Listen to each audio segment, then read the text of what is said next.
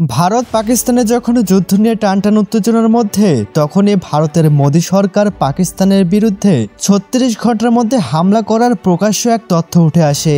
এই তথ্যর বরাতে ভারত ৪টা রাফায়েল বিমান নিয়ে হামলা করতে যায় পাকিস্তানে।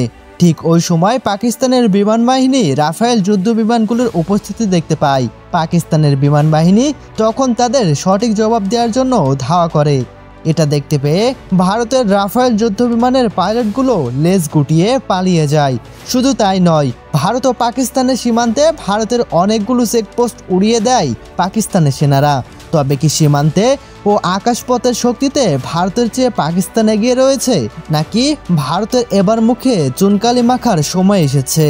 ভারত মুখে অনেক কিছু বললেও যেন কিছুতেই পেরে উঠছে না পাক সেনাদের কাছে।